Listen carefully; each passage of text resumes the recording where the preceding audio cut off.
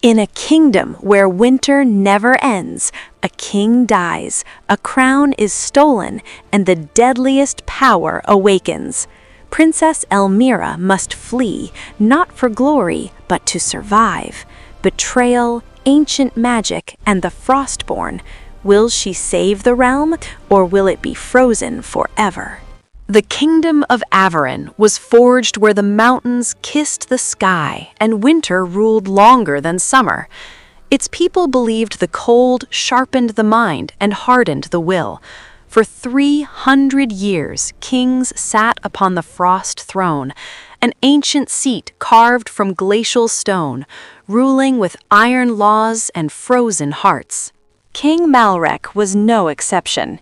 He believed mercy weakened rulers and love made them blind. Yet on the night he died, the palace trembled, not from grief, but from fear. Princess Elmyra watched the bells toll from her chamber window. Below, black banners replaced royal blue, and soldiers marched before any announcement was made. Power, she knew, moved faster than truth. Elmyra had learned silence early. Her mother died when she was young, poisoned during a feast meant to celebrate peace. From that night onward, Elmyra listened more than she spoke, observed more than she trusted. It was why she noticed Lord Vaylor's calm smile when others wept. Vaylor, the king's younger brother, wasted no time.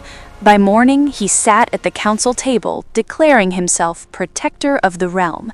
He blamed the northern clans for Malrek's death and promised swift vengeance.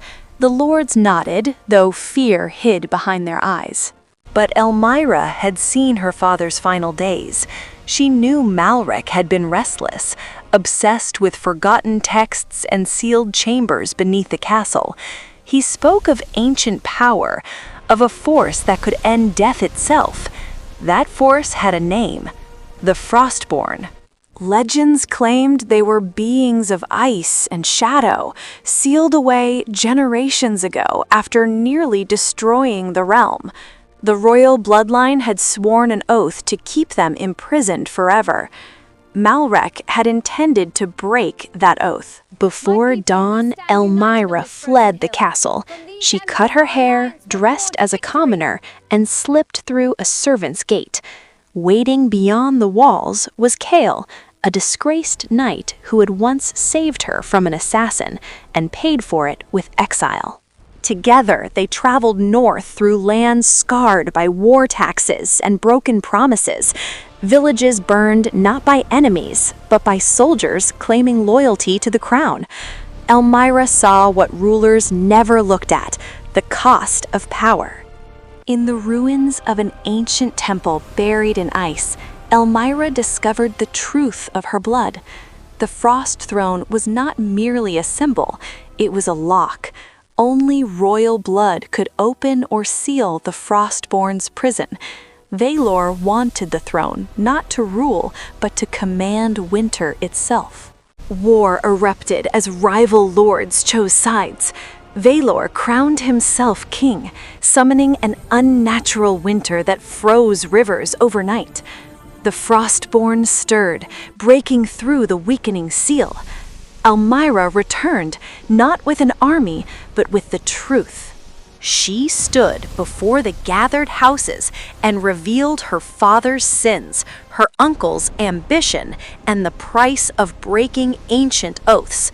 Some called her a liar. Others saw the frost creeping along the castle walls and believed.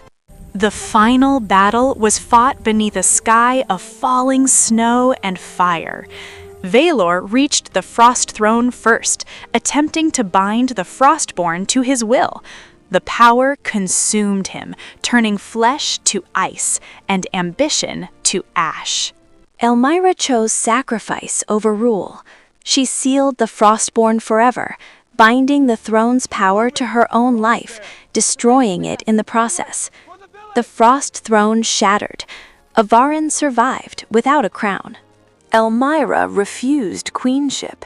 Instead, a council ruled, guided by law rather than fear. History remembered her not as a queen, but as the crownless ruler, the woman who ended winter's reign over the hearts of men.